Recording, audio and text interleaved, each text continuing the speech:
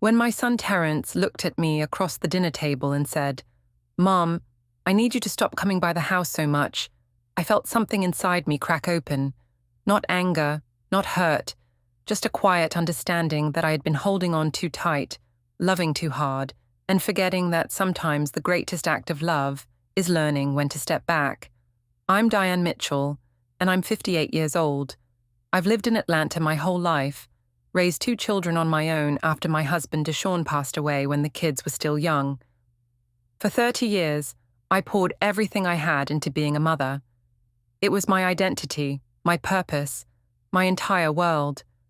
And somewhere along the way, I forgot that children grow up. They build their own lives. They need space to breathe. This is the story of how I almost lost my son because I loved him the only way I knew how. And how his wife, a woman I initially misunderstood completely, taught me what it really means to be family. Let me take you back to the beginning so you can understand how we got here. Deshaun and I married young. I was 22, fresh out of college with a teaching degree, and he was 25, working construction with dreams of starting his own company someday. We had Terence 2 years later, and then our daughter Imani came along 3 years after that. Life was good, simple, but good. We lived in a modest house in southwest Atlanta, the kind of neighborhood where everyone knew each other's business, but also had your back when times got hard. Deshaun worked long hours, but he always made time for the kids. Weekend barbecues, trips to the park, bedtime stories every single night. When Terence was 8 and Imani was 5, Deshaun died. A construction accident. One moment he was there, solid and steady, the foundation of our family. The next moment he was gone, and I was a widow with 2 small children and a mortgage I could barely afford on a teacher's salary. I made a promise to Deshaun at his funeral, standing there with one hand on Terence's shoulder and the other holding Imani's small hand. I promised that our children would never feel the absence of their father. I would be everything they needed, mother and father both. I would fill every empty space, answer every question, provide every bit of love and support they could possibly need. And for a long time, I kept that promise. Terence grew up to be everything Deshaun would have been proud of. Smart, responsible, kind-hearted. He worked hard in school, got a scholarship to Morehouse College, and graduated with honors in business administration.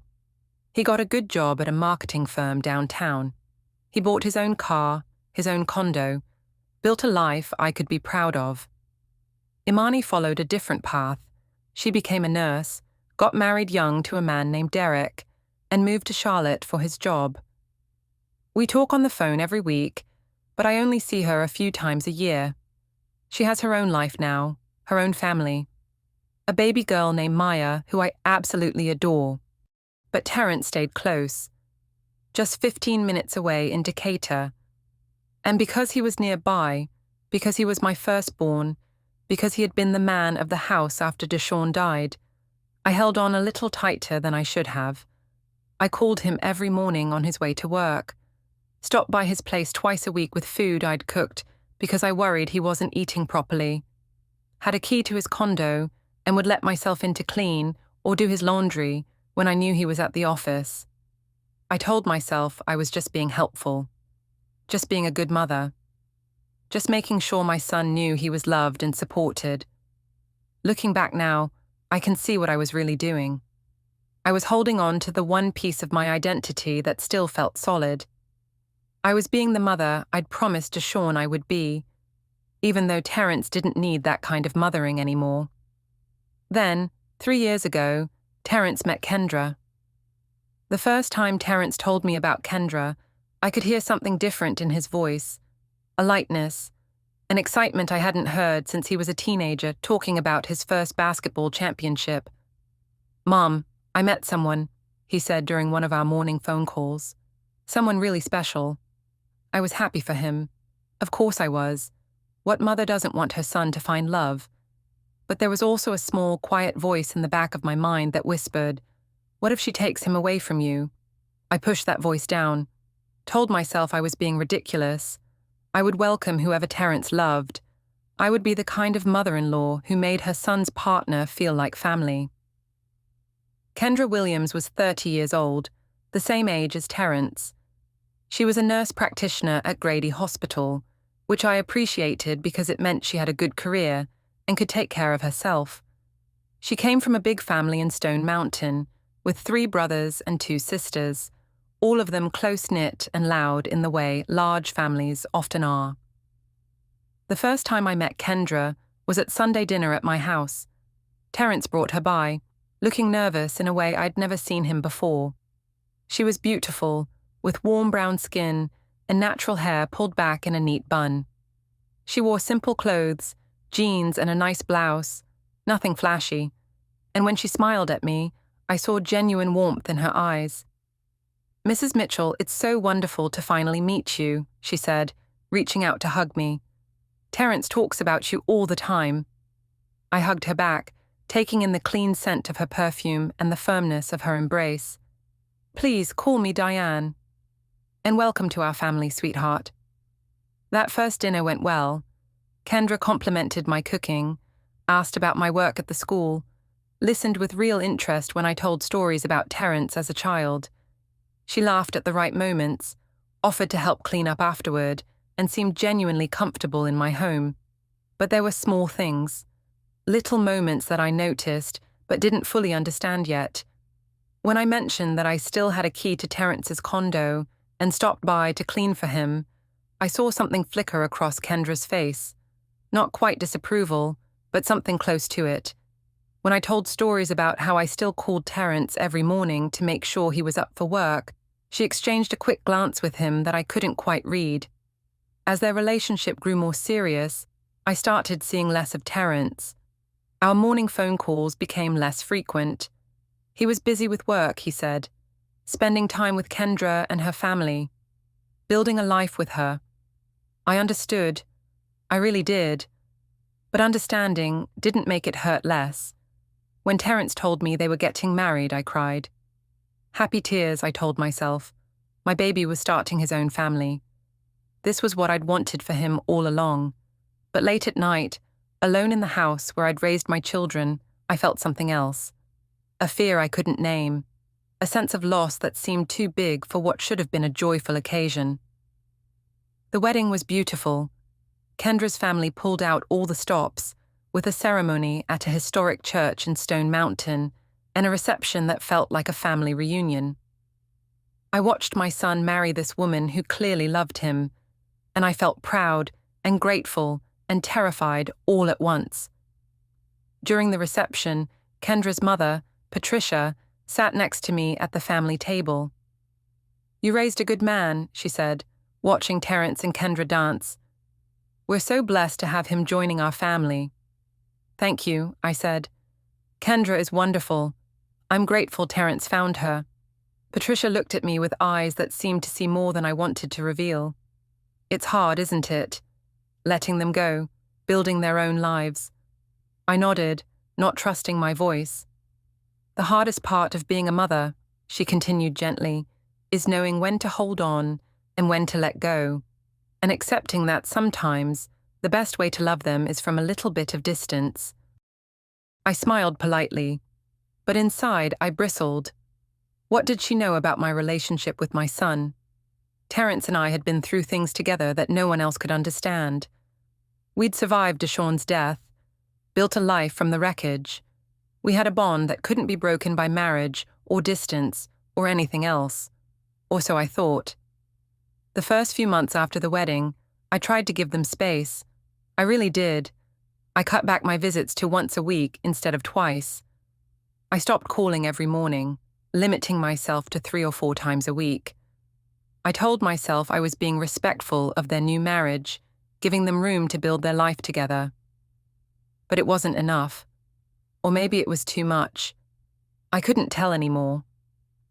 Terence and Kendra bought a house in East Atlanta, a beautiful craftsman with a front porch and a backyard big enough for the children they talked about having someday. When they invited me over for the housewarming, I brought a casserole and a set of kitchen towels I'd embroidered with their initials. "Mom, you didn't have to do all this," Terence said, but he was smiling as he hugged me. Kendra smiled too, but I noticed she didn't say much, just thanked me politely and set the towels aside with the other gifts. I found myself studying their home that day, looking for signs of how they were building their life together. The furniture was a mix of things Terence had from his condo and new pieces they'd picked out together. There were photos on the mantel, wedding pictures, and family photos from both sides. But I noticed something that made my chest tighten. There were more pictures of Kendra's family than mine. Her parents, her siblings, her nieces and nephews. Only 2 photos included me, one from the wedding and one old picture of Terence as a child. I told myself it didn't mean anything. They were still settling in. There would be time for more family photos later. But the feeling of being pushed to the edges of my son's life only grew stronger. A few weeks after the housewarming, I stopped by their house unannounced. I had made Terence's favorite peach cobbler and wanted to drop it off.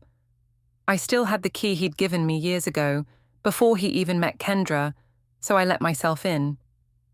The house was quiet. They were both at work. I put the cobbler in the refrigerator and looked around. The kitchen was clean but lived in. Coffee mugs in the sink, a grocery list on the counter in Kendra's handwriting, mail stacked neatly on the kitchen table. I noticed the laundry basket sitting by the washer, full of clothes that needed to be washed. Without thinking, I started a load. Then I wiped down the kitchen counters, swept the floor, straightened the pillows on their couch, just being helpful, just being a mother. When Terence called me that evening, his voice was different, strained. "Mum, Kendra said you stopped by today." "I brought you some peach cobbler," I said brightly. "I know how much you love it." There was a pause, a long one. "Mum, we appreciate it. We do. But you can't just let yourself into our house when we're not here." The words hit me like a slap. I was just dropping off food. I didn't think it was a big deal. It is a big deal. This is our home. Kendra came home and found the laundry done and the house cleaned, and she didn't know you'd been here at first. It made her uncomfortable. Uncomfortable. The word stung more than I wanted to admit. "I was just trying to help," I said, hearing the hurt in my own voice. "You both work so hard. I thought I was making things easier for you." "I know, Mom. I know your heart is in the right place, but we need you to ask before you come over. And we definitely need you to stop letting yourself in when we're not home." After I hung up, I sat in my living room for a long time, feeling something cold settle in my chest. My son had never spoken to me like that before, never set boundaries with me, never made me feel like I was intruding, and I knew it was because of Kendra. Over the next year, the distance between us grew wider. Terence stopped answering my calls as often. When I suggested Sunday dinners at my house, he'd say they already had plans with Kendra's family. When I asked to help them paint their spare bedroom, he told me they'd hired someone. I felt myself being replaced, pushed out of my son's life by a woman who didn't understand what we'd been through together, who didn't know what it meant to lose a husband and raise children alone, who thought she could just step in and rearrange the relationship I'd spent 30 years building. I tried talking to Imani about it during one of our phone calls. "Mama, you've got to give them space," she said gently. "Terence is building his own family now. That doesn't mean he loves you less. But he barely calls anymore. And when I try to visit, it feels like I'm not welcome." Imani was quiet for a moment. Then she said something that cut deep. "Mama, do you remember when Derek and I got married? How you used to call me 3 times a day? How you'd show up at our apartment without calling first?" I bristled. "I was just checking on you. You'd just moved to a new city. I wanted to make sure you were okay." "I know, but it made Derek feel like you didn't trust him to take care of me, like I was still your little girl instead of his wife. We almost had a serious problem because of it. I hadn't known that. Imani had never told me." "I pulled back because I had to," she continued, "because I needed to build my marriage without feeling like I was choosing between my husband and my mother. And eventually, we found a balance. But it took time. and it took you giving me space to breathe. After that conversation, I tried to see things from a different perspective, tried to understand that maybe I was holding on too tight, but understanding something intellectually and accepting it emotionally are two very different things. The real breaking point came on Terence's 33rd birthday. I had planned a surprise party at my house, invited his old friends from college, some neighbors who'd watched him grow up, Imani and Derek and little Maya. I'd spent days cooking all his favorite foods. I decorated the living room with photos of him from every stage of his life. I'd even hired a DJ to play the music he loved. The only person I hadn't invited was Kendra's family. It wasn't intentional, I told myself. I just wanted this to be about Terence, about celebrating the man he'd become, about the life we'd built together after his father died. When Terence arrived, he looked shocked. Then, as he saw all the guests and decorations, his expression changed to something I couldn't quite read. "Mom, this is a lot," he said. "I wanted to do something special for you, baby. It's a milestone birthday." Kendra stood beside him, and I saw the tight set of her jaw, the way she gripped her purse a little too hard. The party was awkward from the start. Terence smiled and thanked people for coming, but there was a tension in his shoulders that hadn't been there before.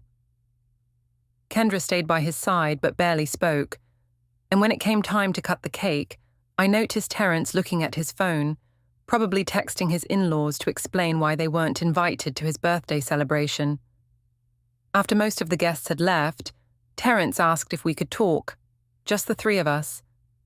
We sat in my living room, the same room where I'd rocked him as a baby, where we'd celebrated Christmas mornings after his father died, where I'd taken pictures of him before his senior prom.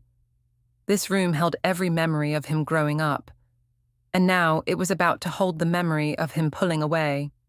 "Mom," he began, and I could hear the pain in his voice. "We need to talk about boundaries."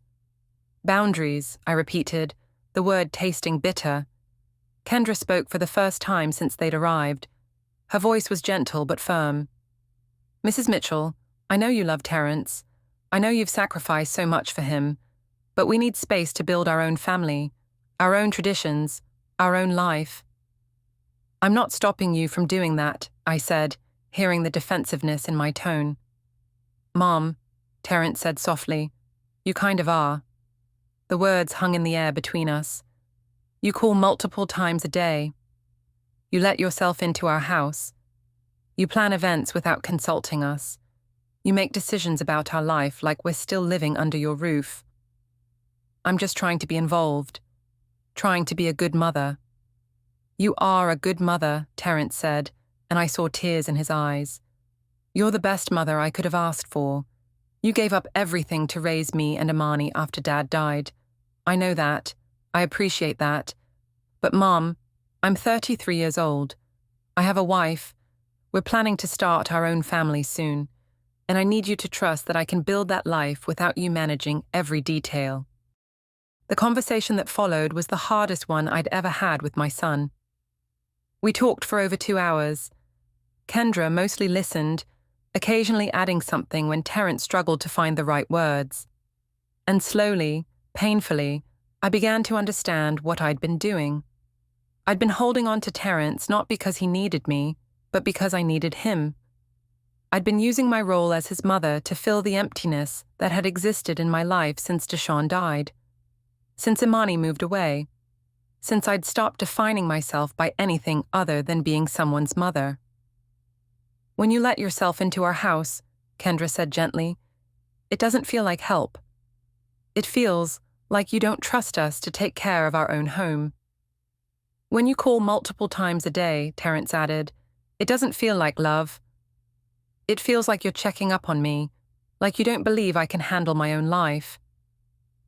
"And when you plan things without asking us," Kendra continued, "like this party tonight, it feels like our opinions don't matter.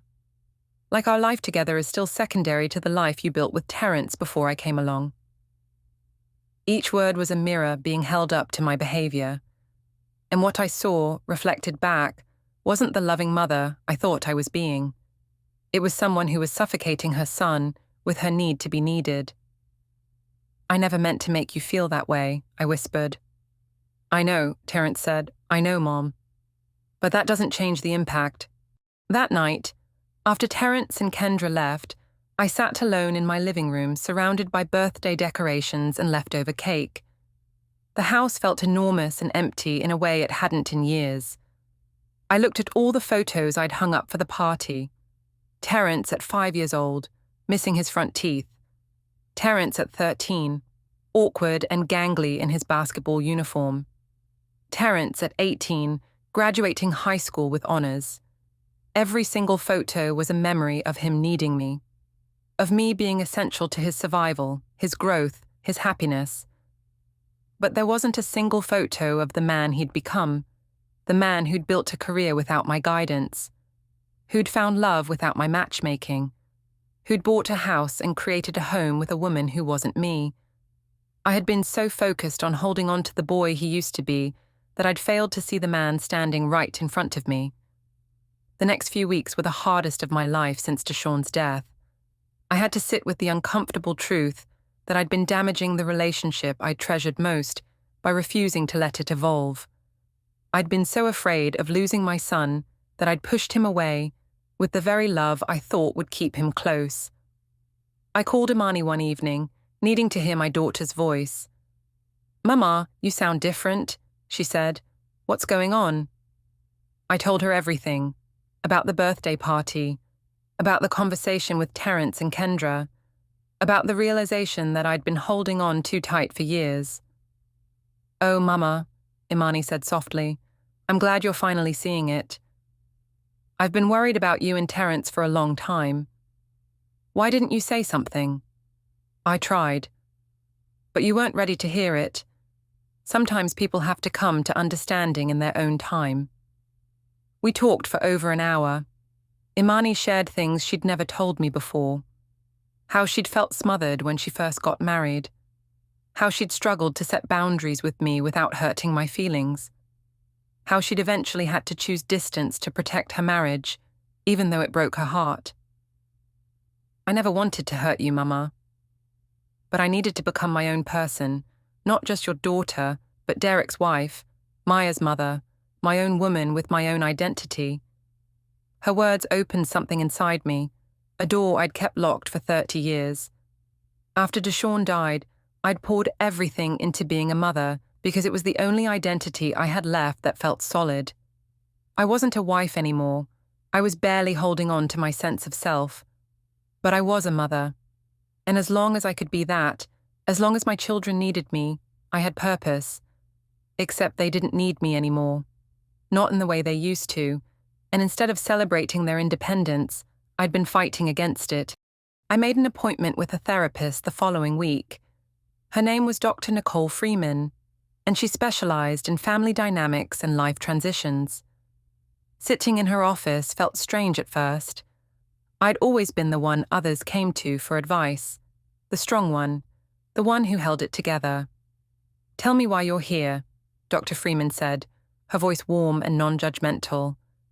I told her everything, about losing Deshawn young, about raising 2 children alone, about the promise I'd made at his funeral, about how being a mother had become my entire identity, and about how I was now watching my children build lives that didn't revolve around me, and not knowing who I was supposed to be anymore. "It sounds like you've spent 30 years being defined by your relationships," Dr. Freeman said. "Wife, mother, caregiver. But who is Diane? Just Diane, separate from everyone else." I stared at her, unable to answer. "That's what we're going to work on," she said gently. "Finding out who you are when you're not taking care of someone else." The work was harder than I expected. Dr. Freeman had me journal about my interests, my passions, my dreams that had nothing to do with my children. She had me sit with the discomfort of not knowing what was happening in Terence's daily life. She had me practice sitting alone without immediately reaching for my phone to call one of my kids. Being a good mother, she told me during one session, isn't about being needed. It's about raising children who don't need you anymore, who can stand on their own, who can build healthy relationships, and then learning to celebrate that independence instead of resenting it. I also had to face some uncomfortable truths about my marriage to Deshawn. We'd loved each other deeply, but I'd also lost myself in that relationship. I'd become Mrs. Mitchell, Terrence, and Imani's mother, and somewhere along the way, I'd stopped being Diane, the woman who loved to paint, who dreamed of traveling, who had opinions and interests that existed separate from her family. When Deshawn died, instead of rediscovering that woman, I doubled down on being a mother. It was safer, more familiar, less frightening than facing the question of who I was when I wasn't defined by someone else. 6 weeks after that difficult birthday conversation, I called Terrence. My hands were shaking as I dialed, unsure of how he'd receive me after all the distance I'd allowed to grow between us. "Mom?" He sounded surprised. We hadn't spoken in weeks, the longest silence we'd had since he was born. "Hi, baby. Do you and Kendra have time to meet for coffee? I'd like to talk to you both." There was a pause. "Is everything okay?" "Everything's fine. I owe you both an apology. A real one. And I'd like to do it in person." We met at a coffee shop in Virginia Highland, a neutral space that wasn't my house or theirs. When I arrived, they were already sitting at a corner table. Terrence looked wary. Kendra looked cautiously hopeful. I sat down across from them and took a deep breath. "I've been seeing a therapist," I began. "These past few weeks I've been doing a lot of work on understanding why I've been holding on to you so tightly, Terrence, and I need to apologize to both of you for not respecting your marriage, your home, or your independence." Terrence started to speak, but I held up my hand. "Please, let me finish. I've been using my role as your mother to avoid dealing with my own grief and loneliness. When your father died, I made a promise that I would be everything you and Imani needed. And I kept that promise. But somewhere along the way, I forgot that what you needed would change as you grew up. I forgot that the goal of parenting is to raise children who can thrive without you." I looked at Kendra, seeing her clearly for the first time since Terrence had brought her into our lives. "Kendra, I'm sorry for making you feel like an outsider in your own marriage. I'm sorry for treating you like you were taking my son away from me, instead of recognizing that you were giving him something I never could. A partnership, a life companion, a future. I should have been celebrating that instead of resenting it." Kendra's eyes filled with tears. "Mrs. Mitchell, I never wanted to come between you and Terrence. I just wanted space for us to build our own family." "I know that now," I said, "and I want you to know that I'm committed to changing. I've given Terrence back the key to your house. I'm not going to call unless I have a real reason, and I'm not going to stop by unannounced. Your home is your sanctuary, and I should have respected that from the beginning." Terrence reached across the table and took my hand. "Mom, I know this hasn't been easy for you.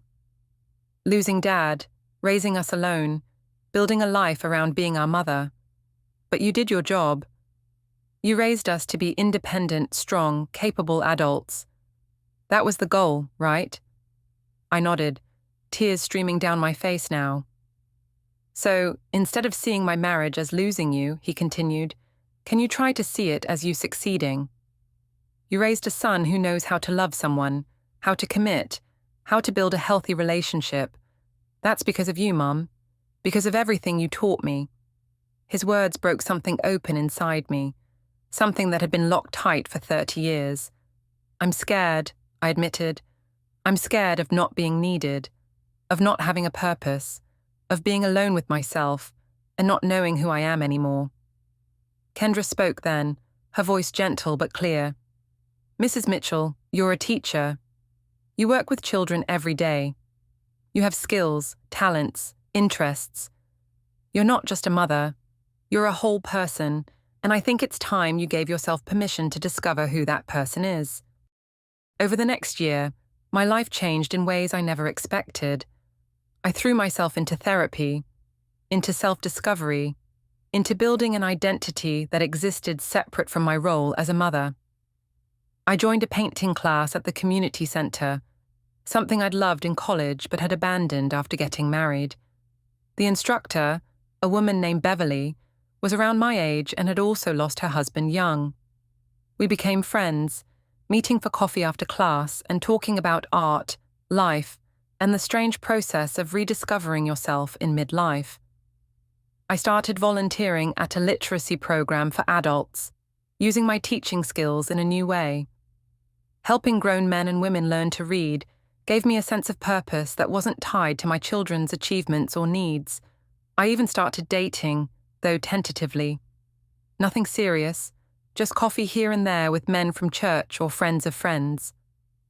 Learning to be comfortable with companionship that wasn't about caretaking or being needed. And most importantly, I rebuilt my relationship with Terence and Kendra. It started slowly. Sunday dinners once a month, alternating between my house and theirs. Phone calls once or twice a week instead of every day. Genuine conversations where I asked about their lives without trying to solve their problems or insert myself into their decisions. I learned to see Kendra not as a threat, but as a gift. She loved my son in ways I couldn't. She challenged him, supported him, built dreams with him. She made him laugh in a way I hadn't heard since before his father died. And gradually, as I stopped trying to force my way into their life, they began inviting me in. 8 months into my journey of self-discovery, something unexpected happened. Kendra invited me to lunch, just the two of us. No Terence as a buffer between us. We met at a small soul food restaurant in Decatur, the kind of place with checkered tablecloths and sweet tea so good it made your teeth hurt. I arrived early, nervous in a way I hadn't expected. This felt like a test, though I wasn't sure what I was being tested on. Kendra arrived right on time, looking professional in her scrubs with a cardigan thrown over them. She'd come straight from the hospital, she explained, squeezing in lunch during a break between shifts. "Thank you for meeting me," she said as we sat down. "Of course." "I'm glad you called." We ordered our food, making small talk about work and the weather, dancing around whatever real conversation she'd brought me here to have. Finally, after the waitress brought our plates, Kendra set down her fork and looked at me directly. "Mrs. Mitchell, I want to be honest with you about something." My stomach tightened. "Okay." "When Terence and I first started dating, I was intimidated by you." I blinked in surprise. "Intimidated?" "By me?" She nodded. "You raised 2 amazing children on your own. You survived losing your husband and built a beautiful life anyway. Terence talked about you like you were a superhero. And I kept thinking, how could I ever measure up to that? How could I ever be what he needed when he already had you?" Her words opened a window into a perspective I'd never considered. I'd been so focused on feeling replaced that I'd never imagined Kendra might feel inadequate in comparison to me. "And then," she continued, "when we got married, I felt like I was constantly competing with you for Terence's attention. Not because he was choosing you over me, but because you were always there. Always calling, always stopping by, always inserting yourself into our decisions. And I couldn't figure out how to be his wife when he still felt like your little boy." "Kendra, I'm so sorry." She held up her hand, the same gesture I'd used at the coffee shop months ago. "Let me finish. I need to say this." I nodded, my throat tight. "I was angry with you for a long time. I thought you were being manipulative, controlling. I thought you were trying to sabotage our marriage because you couldn't stand to lose your son. But then, after that conversation we had on Terence's birthday, and after you started therapy and made changes, I began to understand something." She paused, her eyes growing soft with emotion. "You weren't trying to hurt us.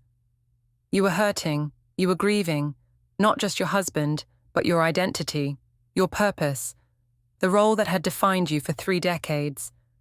And instead of judging you for that, I should have had more compassion."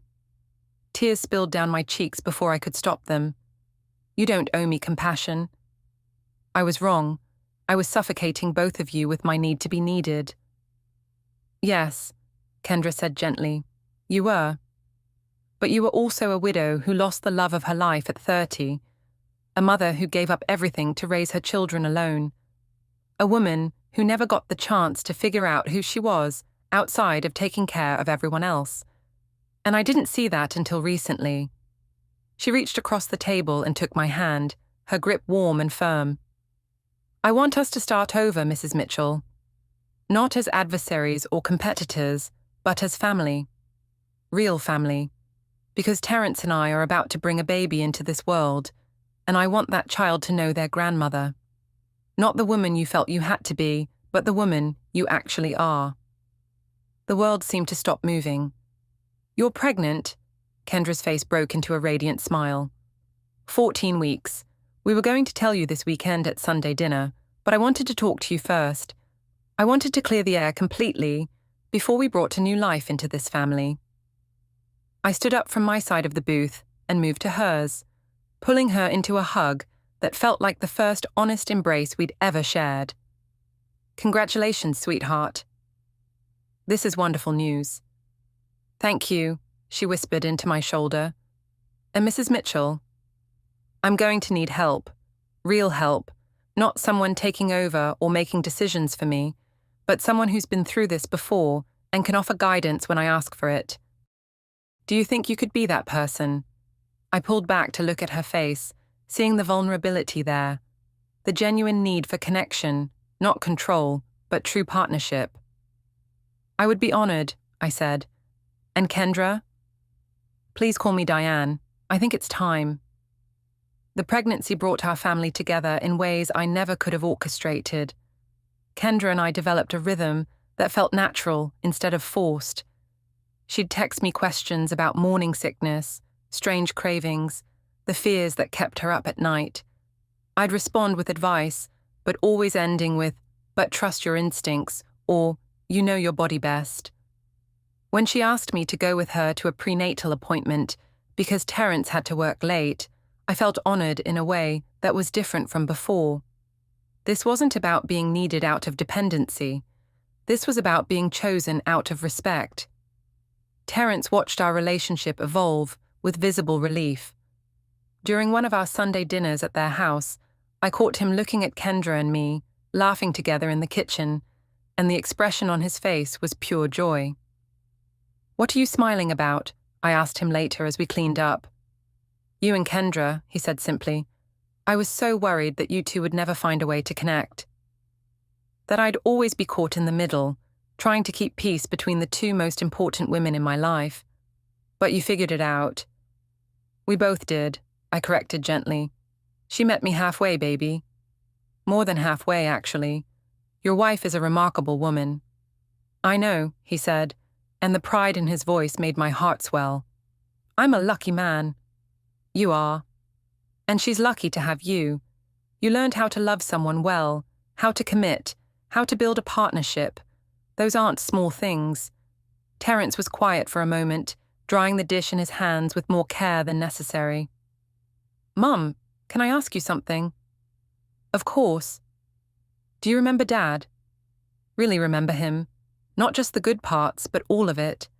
The question surprised me. We rarely talked about Deshaun in depth anymore. It had been 25 years since his death, and sometimes I wondered if Terence's memories of his father were real, or just stories I'd told so many times they'd become truth. I remember him, I said softly. The good and the complicated. Tell me something real about him, something you never told me before. I thought for a moment, reaching back through decades of memories. Your father was afraid of heights, I said finally. Terrified of them, actually. Which was ironic for a man who spent his career working on construction sites, but he never let that fear stop him. He'd climb scaffolding and walk across beam stories above the ground, even though his hands would shake. I didn't know that. There's a lot you didn't know about him. Because he died when you were so young, and because I spent more time trying to preserve a perfect memory of him than sharing the real, flawed, complicated man he actually was. Terence set down the dish and turned to face me fully. Was your marriage good? Honestly, I met my son's eyes, seeing the man he'd become, strong enough to hear the truth, wise enough to understand nuance. Our marriage was good, I said carefully, but it wasn't perfect. We loved each other deeply, but we also struggled. We were young when we got married, still figuring out who we were as individuals, let alone as a couple. Your father worked long hours, and sometimes I felt lonely. Sometimes we argued about money, about how to raise you kids, about whose family we'd spend holidays with. But you loved each other. We did. Very much. And we were learning how to love each other better every day. Marriage isn't about being perfect. It's about choosing each other over and over, even when it's hard, even when you're tired or frustrated or scared. Your father and I were still learning that when he died. Terence nodded slowly, absorbing this more honest version of his parents' relationship. I think that's what I'm learning with Kendra. That love isn't this magical thing that just happens and then everything's easy. It's work. Good work, but work. That's exactly what it is, I said. And the fact that you understand that at 33 means you're already wiser than your father, and I were at your age. Kendra went into labor on a Tuesday morning in early October. Terence called me from the hospital, his voice tight with excitement and fear. "Mum, it's happening. We're having the baby. How's Kendra doing?" "She's amazing." "Scared, but amazing. Her parents are on their way. Can you come? Do you want me there?" There was a pause and then, "Yes. We both want you here." I drove to Emory Hospital with my heart racing, remembering the day I'd given birth to Terence himself. How young and frightened I'd been. How Deshawn had held my hand through every contraction, whispering that I was the strongest woman he'd ever known. The waiting room was filled with Kendra's family when I arrived. Her parents, Patricia and Malcolm. Her sisters, Shanice and Tamara. Her brothers, Kevin, Darius, and Anthony. They greeted me warmly, making space for me in their circle as we all waited for news. Patricia sat down next to me after a while. "How are you holding up, Diane?" "Nervous," I admitted, excited, grateful to be here. "Kendra told me about your lunch a few months ago," Patricia said, "about the conversation you two had." I looked at her, uncertain where this was going. "I want to thank you," she continued, "for being willing to change. For recognizing that sometimes the people we love need different things from us than what we want to give. That takes real strength." Her words settled something inside me that I hadn't realized still needed settling. "Your daughter is remarkable," I told her. "She's exactly what Terence needed. Strong and compassionate and brave enough to speak the truth, even when it's uncomfortable." Patricia smiled. She learned that from watching her siblings and me navigate relationships. "We're a loud family, Diane. We argue and disagree, and sometimes hurt each other's feelings. But we always come back to love. Always choose each other, even when it's messy." It was late afternoon when Terence finally came out to the waiting room, still wearing scrubs, his face exhausted and radiant at the same time. "It's a girl," he announced, his voice breaking with emotion. "Naomi Grace Mitchell, 7 pounds, 4 ounces, perfect." The waiting room erupted in celebration. Kendra's siblings hugged each other and wiped away tears. Patricia grabbed Malcolm's hand, and I sat there, overwhelmed by the knowledge that I was a grandmother, that a new generation had just begun. When they finally let us go back to see Kendra, she was propped up in bed, looking exhausted and beautiful, holding a tiny bundle wrapped in pink hospital blankets. "Hi, Mama," she said when she saw me, and my heart caught at the name. Not Mrs. Mitchell, not Diane. Mama. "Hi, sweetheart, how are you feeling?" "Tired, sore, happy." She looked down at the baby in her arms. "Want to meet your granddaughter?" I moved closer, looking down at the tiny face peeking out from the blankets. Naomi had Terence's nose, Kendra's mouth, Deshawn's chin, a perfect blend of everyone who had come before her. "She's beautiful," I whispered. "Do you want to hold her?" Kendra placed the baby in my arms, and I felt time collapse. This was how I'd held Terence 33 years ago. how I'd held Imani 3 years after that. The weight of a newborn, light and impossibly heavy at the same time. A whole life just beginning. A whole future waiting to unfold. "Hello, Naomi," I whispered to my granddaughter. "Welcome to the family, sweet girl. You're so loved already, so wanted, so cherished." Terence stood next to me, his arm around my shoulders, watching me hold his daughter. And in that moment, I understood something I'd been too afraid to see before. This was what letting go looked like. Not loss, but transformation. Not the end of my role as a mother, but the evolution of it. I wasn't losing my son. I was gaining a daughter, a granddaughter, a family that was expanding in beautiful, unexpected ways. The first few weeks after Naomi's birth were a lesson in restraint. Every instinct in my body wanted to rush over to Terence and Kendra's house, to help with feedings and diaper changes, to make sure they were doing everything right, but I'd learned enough to know that wasn't what they needed from me. Instead, I waited. I texted Kendra every few days with simple messages. "Thinking of you. Hope you're getting some rest." I didn't call unless they called first. I didn't offer advice unless they asked for it. And then, about 10 days after Naomi was born, Kendra called me at 11 o'clock at night.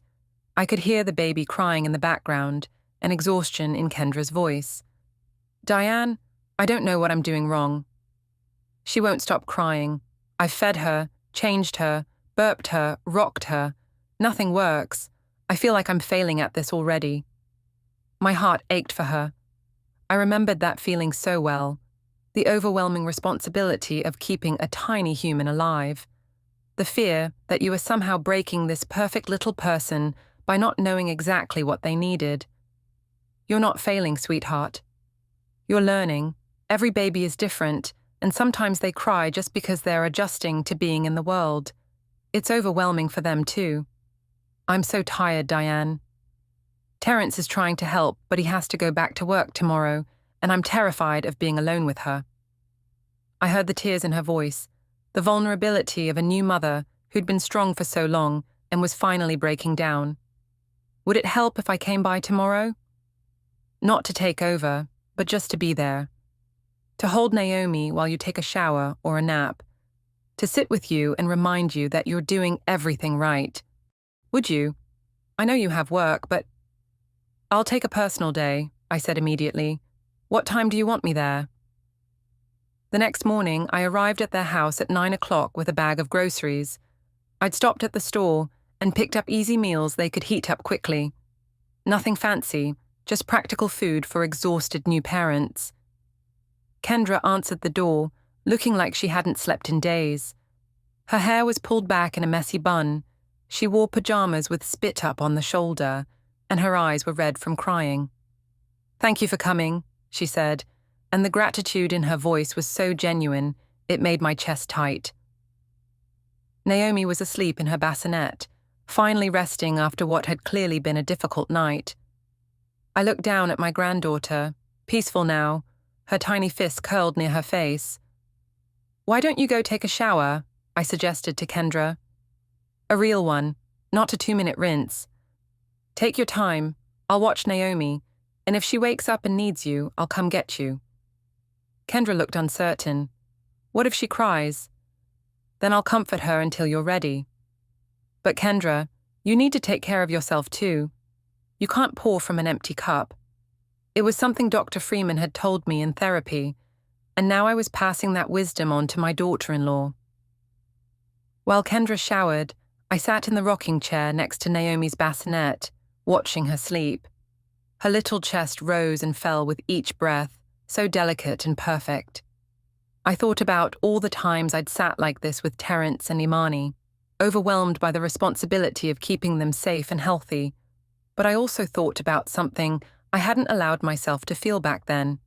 The joy, the privilege of witnessing a new life unfold. I'd been so focused on not failing them that I'd forgotten to simply be present with them. When Kendra emerged from the bathroom 20 minutes later, looking slightly more human, I had tea waiting for her and a breakfast sandwich I'd picked up on the way over. "Eat," I said. I know you're probably not hungry, but your body needs fuel. We sat together in the living room, and Kendra talked about the challenges of breastfeeding, the fear that she wasn't producing enough milk, the anxiety that every cry meant she was doing something wrong. I listened, offering reassurance when she needed it, and silence when that was more helpful. "Did you feel like this with Terence?" she asked. "Every single day for the first 3 months," I admitted, "and I had Deshawn helping me." "You're doing this while Terence is at work all day. That's incredibly hard." "Your mother-in-law, was she supportive?" I thought about Deshawn's mother, Eleanor, a kind woman who had tried to help but often made me feel judged instead of supported. "She meant well," I said carefully, "but she had very specific ideas about how things should be done. And when I did things differently, I felt like I was being criticized rather than supported." Kendra nodded, understanding the subtext. "I don't want to make you feel that way. When you offer advice, I know it comes from experience and love. And when you don't take my advice," I said, "I need to trust that you know what's best for your baby. That's something I'm still learning." As the months passed, I found my rhythm as a grandmother. I babysat once a week so Kendra and Terence could have a date night. I stopped by occasionally with meals or groceries, but I always texted first to ask if it was a good time. I offered advice when asked and bit my tongue when I wasn't. And slowly, I watched Kendra bloom into motherhood in her own way. She did things differently than I had. She used different products, followed different sleep schedules, made different choices about feeding and soothing and parenting, and I had to learn that different didn't mean wrong. Imani came to visit when Naomi was 3 months old, bringing Derek and little Maya, who is now 5 years old and absolutely enchanted by her baby cousin. We all gathered at Terence and Kendra's house for Sunday dinner, and I watched my family interact with a perspective I'd never had before. Terence and Derek bonding over the challenges of fatherhood, Imani and Kendra comparing notes about their children, Maya singing songs to baby Naomi, who watched her cousin with wide, fascinated eyes, and me sitting at the edge of the chaos, no longer at the center of it all, but still very much a part of it. "You look happy, Mama," Imani said when we found ourselves alone in the kitchen for a moment. "I am," I said, and meant it, really, truly happy. "What changed?" I thought about her question. What had changed? Everything and nothing. "I think I finally learned that being a good mother isn't about being indispensable," I said. "It's about raising children who don't need you to survive, but choose to have you in their lives because they want you there. Not out of obligation, but out of genuine love." Imani hugged me, and I felt the strength in her embrace. My baby girl, now a woman with her own child, her own marriage, her own life. "I'm proud of you, Mama. I know this hasn't been easy. Nothing worthwhile ever is." One evening, about 6 months after Naomi was born, I was at a painting class with Beverly when she asked me about my family. "How's that grandbaby of yours?" I pulled out my phone, showing her recent photos of Naomi. Beverly cooed over them the way grandmothers do, then asked, "And how are things with your daughter-in-law? Last year you were struggling with that relationship." "We're good," I said. "Really good, actually. Better than I ever imagined we could be." What shifted? I set down my paintbrush, thinking about how to articulate the transformation that had taken place. I stopped seeing her as competition and started seeing her as a person. A woman with her own fears and insecurities and dreams. Someone who loved my son in ways I couldn't. Someone who was trying to build a life while navigating a relationship with a mother-in-law who was suffocating her with good intentions. "That takes real self-awareness," Beverly said. "Most people never get there." I didn't have a choice. I was losing my son because I couldn't let go, and I realized that holding on too tight wasn't love, it was fear dressed up as love. Beverly nodded, understanding in her eyes. "My daughter-in-law and I went through something similar. I thought I was being helpful, but I was really just trying to control how she raised my grandchildren. It took her sitting me down and telling me that I needed to back off for me to understand the damage I was doing. How did you handle that? Poorly at first, Beverly admitted with a laugh. I was hurt and defensive. But then I realized she was right, and I had to decide what was more important, being right or having a relationship with my grandchildren. We painted in comfortable silence for a while, and I thought about how many women probably struggled with the same issue, how the transition from active mother to supportive grandmother was harder than anyone prepared you for. You know what I've learned, I said after a while, that there are different seasons of motherhood. When they're young, your job is to be everything, to protect and nurture and guide. But as they grow, your job changes. It becomes about stepping back, about trusting them to make their own mistakes, about being available without being intrusive. And which season are you in now? The season of witnessing, I said, watching my children build beautiful lives, being there when they need me, but not inserting myself where I'm not needed. It's harder than I expected, but also more fulfilling in ways I never imagined. On Terrence's 34th birthday, Kendra and I planned a surprise party together. Not at my house this time, but at their home. And we invited everyone. Both families. Terrence's friends from college and work. The neighbors they'd gotten close to. Carlos from Deshawn's old construction company, who'd stayed in touch with Terrence over the years. I helped Kendra with the cooking, following her lead in her kitchen. When she asked for my opinion on the menu, I gave it. When she made different choices, I supported them. I can't believe we're doing this together, Kendra said as we decorated the living room while Terrence was out with some friends, thinking it was just a casual birthday lunch. I can, I said. We're family, Kendra. Real family. The kind that works through the hard stuff and comes out stronger on the other side. She stopped what she was doing and looked at me. Can I tell you something? Of course. When Terrence first introduced me to you, I was so intimidated. You'd raised these incredible children on your own. You were so strong and capable. And I kept thinking, how could I ever be enough for him when he had you? Her words echoed the conversation we'd had at the soul food restaurant, but now there was a different quality to them. Not vulnerability born of conflict, but honesty born of trust. But then, she continued, as I got to know you better, I realized something. You weren't perfect. You were human. You made mistakes and struggled and sometimes held on too tight because you were afraid, and that made it easier for me to accept my own imperfections. I felt tears prick my eyes. You've taught me so much, Kendra. About boundaries and respect, and what it means to truly love someone without trying to control them. We've taught each other, she said. That's what family does. When Terrence arrived home that evening, walking into a house full of people yelling, "Surprise!" the look on his face was pure joy.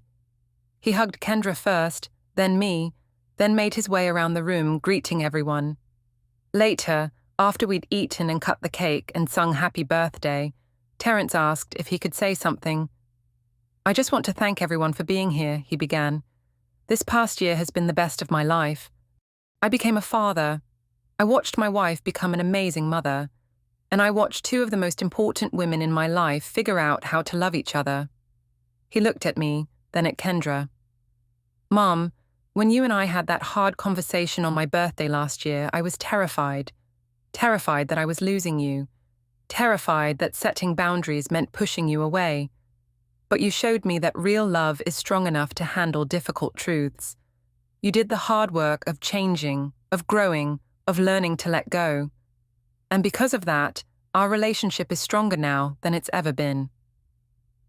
I wiped away tears, overwhelmed by the depth of my son's words. And Kendra, he continued, thank you for being patient with both of us, for having the courage to speak up about what you needed, for meeting my mum halfway when it would have been easier to just build walls. You've made me a better man, a better son, and now a better father. The room erupted in applause, and I found myself standing next to Patricia, Kendra's mother. You raised a good man, she said, the same words she'd said at Terence's wedding 3 years ago. But this time, they carried a different weight. Not just politeness, but genuine respect. "We both did," I replied, looking at Kendra across the room, holding Naomi and laughing at something Imani was saying. "We both raised good children, and we're all better for knowing each other." That night, after the party ended and I was back in my own house, I sat in my living room thinking about the journey I'd been on. From suffocating mother to supportive grandmother. From woman defined entirely by her relationships to someone discovering her own identity. I thought about the promise I'd made to Deshaun at his funeral, that I would be everything our children needed, and I realized I had kept that promise, just not in the way I'd originally intended. Being everything they needed didn't mean being present for every moment.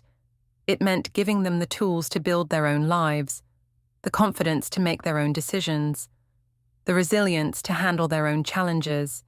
It meant loving them enough to let them go. I picked up my phone and called Dr. Freeman. We'd moved to monthly sessions instead of weekly, but I still checked in with her regularly. "Diane, how are you?" "I'm good," I said. "Really good.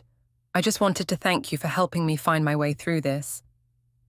"You did the work," she said gently. "I just helped you see what was already there. Can I tell you something I realized today?" "Of course." For 30 years I thought my purpose was to be needed, to be indispensable, to be the person my children couldn't live without. But my real purpose was to raise children who could live without me, but chose to include me in their lives anyway. Not because they had to, but because they wanted to. That's beautiful, Diane. And true. That's the paradox of parenting. The better you do your job, the less they need you. And that's exactly as it should be. After we hung up, I walked through my house, looking at it with fresh eyes. The photos on the mantel now included recent pictures of Naomi. The refrigerator held a drawing Maya had made for me during her visit. The living room had a basket of baby toys for when my grandchildren came to visit. My home was no longer a shrine to the past, but a welcoming space for the present and future. I thought about Deshaun, wondering what he would think of the woman I'd become. Would he recognize me? Would he be proud of how I'd raised our children?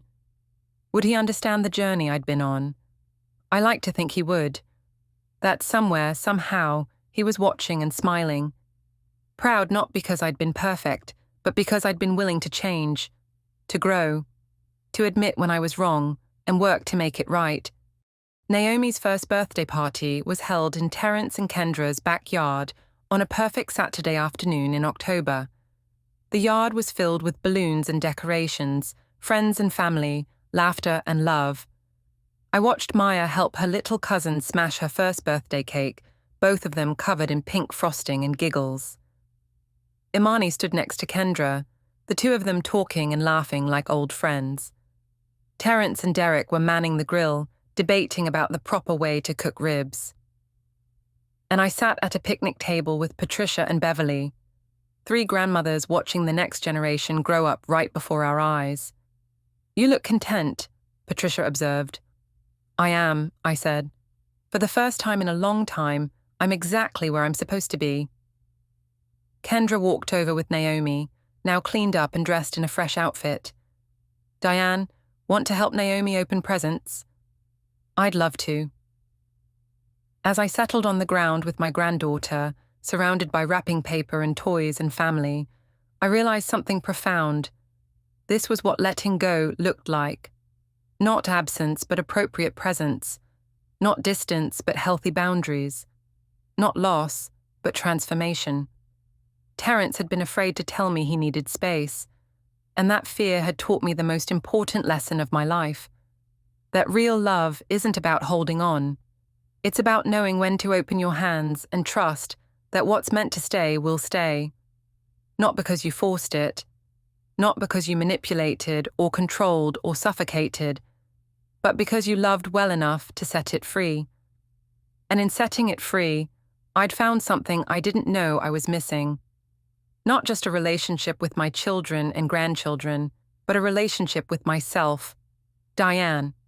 Not just someone's mother or someone's widow, but a whole person with interests and passions and dreams. A woman who painted on Tuesday evenings, who volunteered at the literacy center on Thursday afternoons, who had coffee with friends on Saturday mornings, who dated occasionally and traveled when she could and filled her life with purpose beyond taking care of other people. A woman who loved her family deeply, but no longer needed them to need her. As Naomi laughed and tore at wrapping paper, I caught Terence's eye across the yard. He smiled at me, and I smiled back.